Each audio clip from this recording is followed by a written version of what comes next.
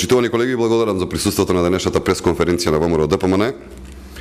Бранко Црвенковски и Љупчо Георгиевски, како нов кадар за кандидат за градоначалник на општината Газибава, го понудија Борче Стефановски, кој што веќе еднаш беше градоначалник на оваа општина и за чие работење не може да се запамети ниту еден проект кој што го реализираше општината Газибава.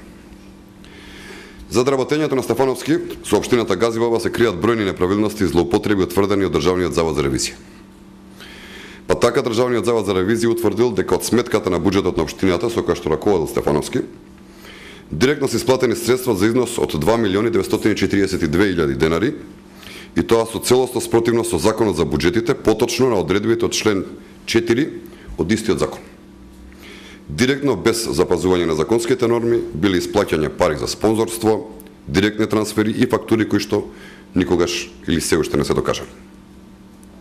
Понатаму, биле исплатени повеќе илјади денари за набавка на гориво за возила, кои што воопшто не биле собственост на општината, а со дополнителни пари се потрошиле за бензин, кој не било воопшто оправдан со фискални сметки, и што најинтересно, властениот ревизор утврдил дека горивото за општинските потреби најчесто било набавувано во доцните вечерни часови надвор од работното време на општината. Замислете како во вицот за мостот кој што не постои. Биле потрошени 276.000 денари за осветлување на паркинг за кој што Државниот завод за ревизија утврдил дека воопшто не постои таков паркинг. Биле исплаќани хонорарни и надоместоци за вработени со договор на дело со поголеми плати од градоначалникот.